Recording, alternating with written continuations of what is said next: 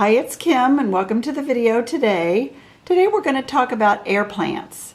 And you know that I've had some difficulty growing my air plants, but I've got some new ones and a lot of new information that I've looked up and studied so that I can keep these alive. But let me show you how we're going to display them. Now for a couple of these, of course, we have to try Hypertufa. So I've got two small Hypertufa cups here, and I'm going to take some reindeer moss. You can get this for $1 at the dollar store. And I've got a small package here, and let me just get a wad of it. And don't want to damage your growing end or the bulb end of your air plant. So what I would just do is kind of twist it around there and then just stuff it down into the little pot. And that'll hold it up. And there it looks like you got a little planted plant, but it's in Hypertufa. And then when you need to wet it down, just pull it right out. And the same goes for my smaller ones or any other kind of a planter you might have. Just kind of stuff it around with your little reindeer moss and get it into a planter just enough to support it. Doesn't that look cute? Now, how you can care for your air plants is to keep them well watered. It depends on the humidity in your home. They like a lot of humidity because they grow in the jungle. So to keep them nice and moist, mist them, or you can just completely immerse them in water. I'll show you how we've immersed these in water. I filled up a round jar and we threw them right down into the water, and I left them for about 2 hours and immersed them completely. Now when you pull them back out of the water, you don't want any water to remain down inside this. I don't know if you'd even call that a bulb or the inner workings of the plant, the crown. So when you pull them out of the water, just set them up like this to dry. Now I took my plants and set them like that. This one, I looked some up on the internet, and I think this one's called witch's claw. It could or couldn't be. It's kind of hard for me to identify these since I'm just learning, but that's appropriate for this time of year. But just prop them up like that and let that little crown thoroughly dry. I left them up for the rest of the evening and pulled them upright again in the morning. Now you can tell your little plant is getting dry when you start to see the little, like for instance in this one, the little gap starts to narrow and roll up. That's a sign that it's getting dry. Or even when you get a little brown tip or edge on the leaf, that's kind of a signal that it's getting too dry. So depending on your humidity, you might need to mist them every other day or immerse them in water once a week or more. I have these little shells that make a nice little display. You can just set your little plant right inside the shell, and I think that makes a really cute display like that. Different sizes, of course, are going to fit different air plant sizes that you have.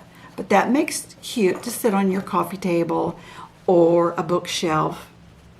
Here's another one. Let me see if he'll fit in this one. Oh, see, he's a little bit big. But these make a nice display. Just a plain shell. Nothing permanent. You can pull them out to mist them. Now another suggestion for these, way up in the air, we have this, I'm not sure what you call it, a star steel sculpture that we usually keep on the fireplace mantle. but you can set real easily, set the plant right on one of these edges. This one, let's say, goes down here. Just don't damage the little bulb section. And here's this one. Depending on how many you have, you can really make a great display here. But I think that looks nice.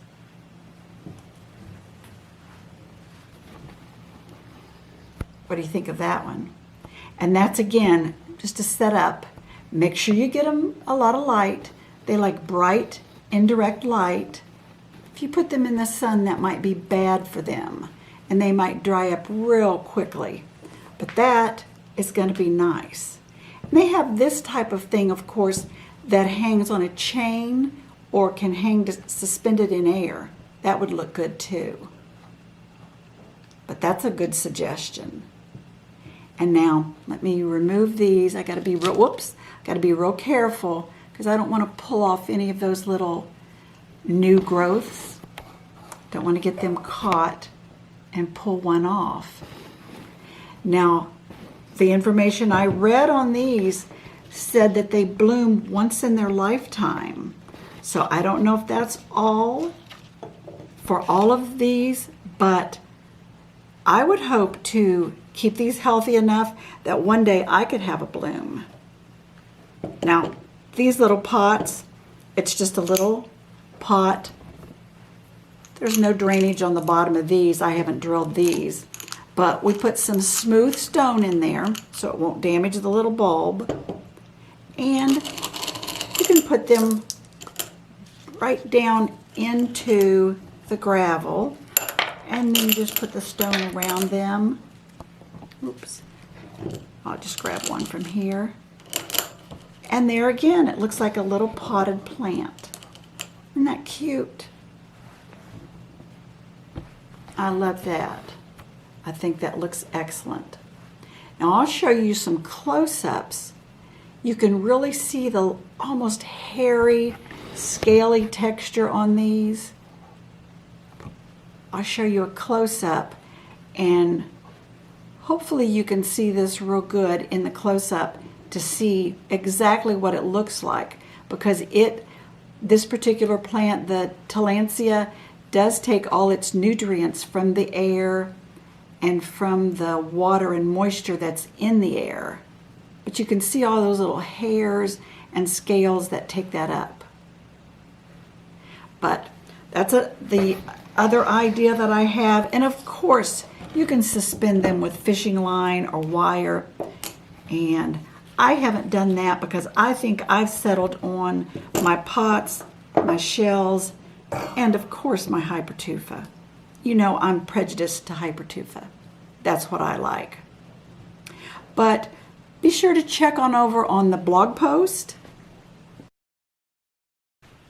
Okay, so I hope you've enjoyed this information about the air plants. I've chosen to display mine like this, in a shell with the reindeer moss, and then in a planter with stone, and also in a terrarium if you'd like that also, with stone and shells and reindeer moss, and then of course in Hypertufa. This one in Hypertufa is almost my favorite, but you know that. Now I have a lot of care tips on a blog post back on the website, so I'll make a link in the description so you can visit that. And be sure to check around for other posts on the website, especially the post about the air plants that I killed. You might want to see that. I had some really cute ones that I lost. But thanks for watching today, and be sure and watch another video. I'll attach another one that I think that you might like. Thanks for watching. See you next video. Bye.